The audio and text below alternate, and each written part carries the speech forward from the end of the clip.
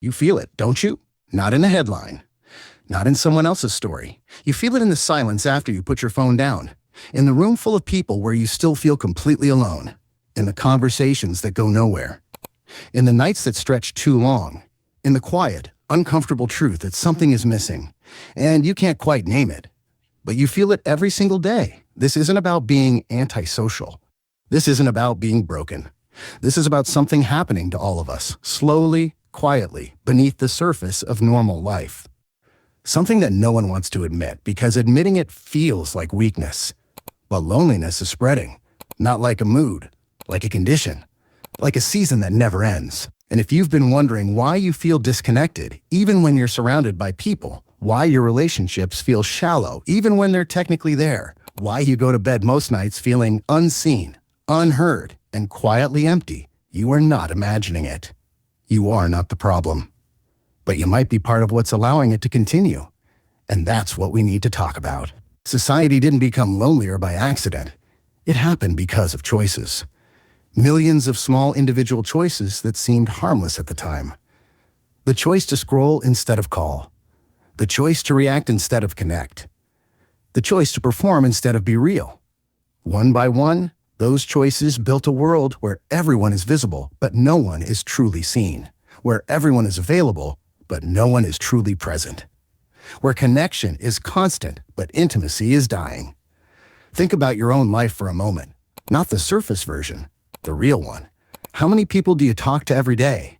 Now, how many of those conversations go deeper than the weather, work, or what's happening online? How many people actually know what's been weighing on you this week? How many would notice if you went quiet for a few days? That gap between how much interaction you have and how little of it actually nourishes you, that gap is loneliness. And most people live inside it without ever calling it by its name. They call it being tired. They call it being busy. They call it not being a people person. But underneath all of those labels, there's a hunger, a deep, persistent hunger for something real. Here's what no one tells you. Human connection isn't automatic. It never was. It requires something that modern life has quietly made feel unnecessary. Effort, vulnerability, time, presence. Things that take energy we've been conditioned to spend elsewhere. Because the culture we live in has made distraction cheaper than depth. It's easier to watch other people's lives than to build your own. It's easier to get likes than to earn trust. It's easier to have 100 online followers than one honest friend who knows your whole story.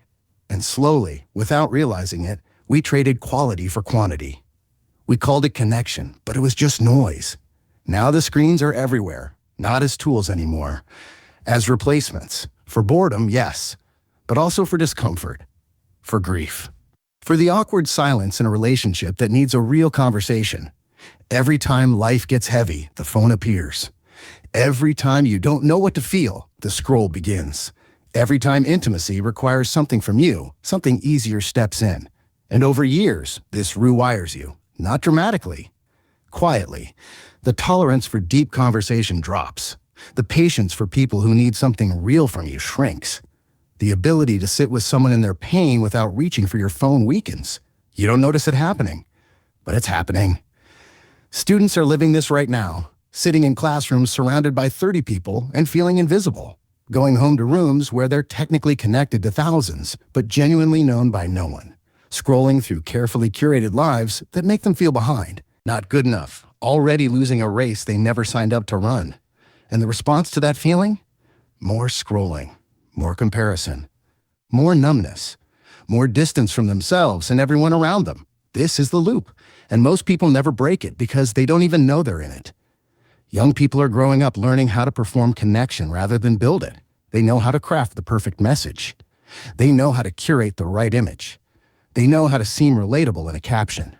But many of them have never had a conversation that lasted hours and left them feeling genuinely understood. Many of them have never been truly vulnerable with another person and survived it. Many of them have never built the kind of friendship that holds through seasons, through failure, through the versions of themselves they're ashamed of. And so they remain strangers to themselves and to everyone else, wearing relationship like clothing that never quite fits. And this is the part that matters.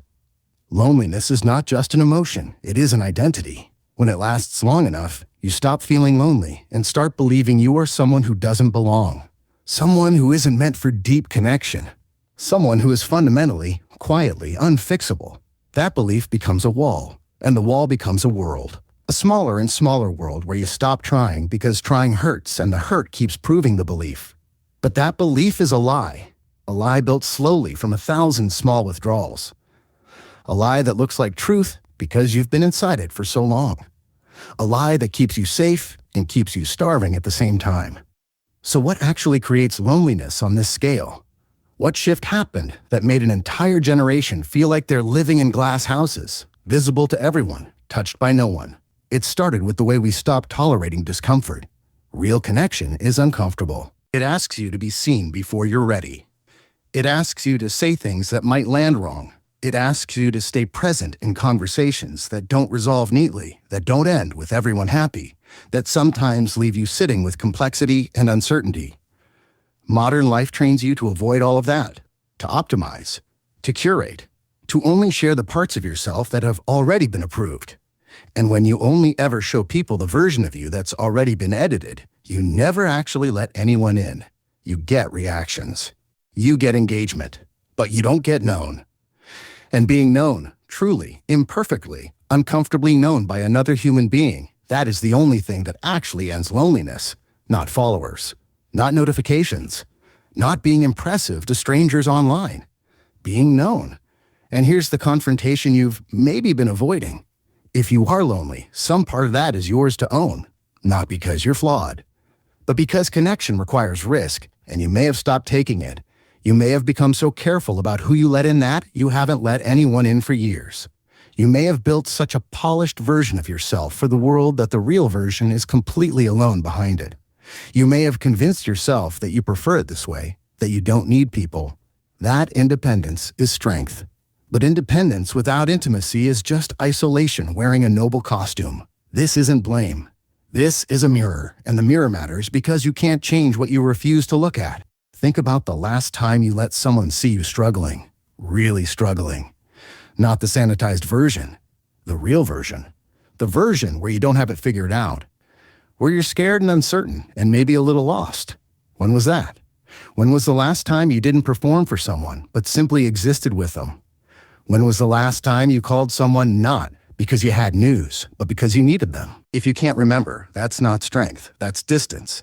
And distance is the building block of loneliness. The world is full of people who are performing fine, who look busy and confident and like they have it together. People who never ask for help, not because they don't need it, but because asking feels like failure. People who never reach out first because the possibility of not being reached back for is too heavy to risk. People who have learned to be so self-sufficient that they've accidentally made themselves unreachable. And all of these people, the performers, the strong ones, the ones who seem like they need nothing, they are lonely.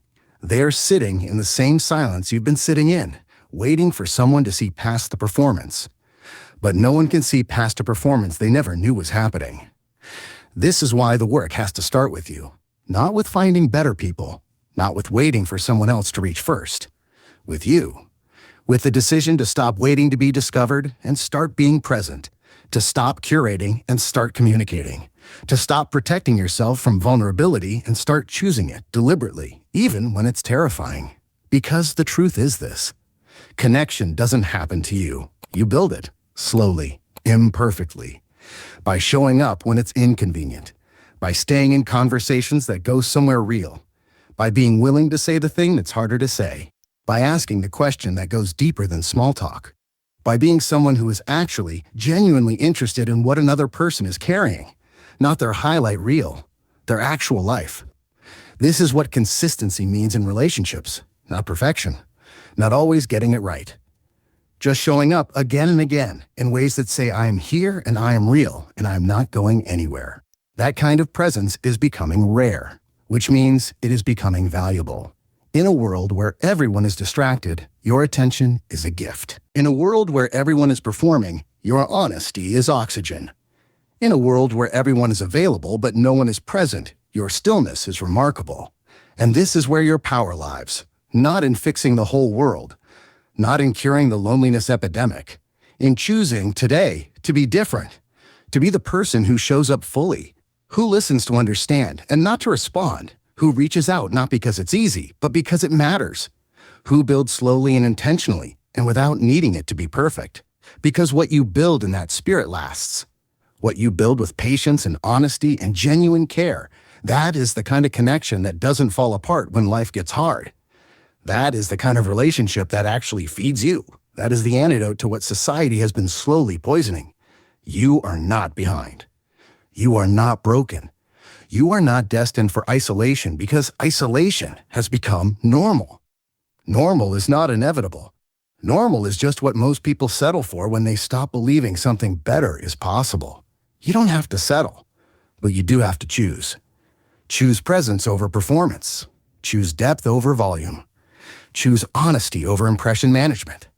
Choose to reach out today to someone you've been meaning to reach out to. Choose to have the conversation you've been avoiding. Choose to let someone see the part of you that isn't polished yet. Choose to stop waiting to be enough before you let people in. You are enough now, in this version, with this uncertainty, with these questions still unanswered. The connection you're looking for doesn't require you to be finished.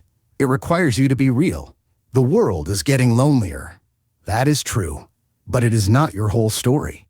Your story is still being written. And the next chapter begins the moment you stop observing your own life from behind a screen and start actually living it. With people, in the mess, in the beauty, in the full, uncomfortable, irreplaceable reality of being known. That is what you were made for, not followers. Not performance. Not the perfect curated version of a life that looks good from the outside and echoes on the inside. You were made for this, for depth, for truth, for the kind of connection that reminds you why being alive is worth the weight of it. Now stop waiting and go build it.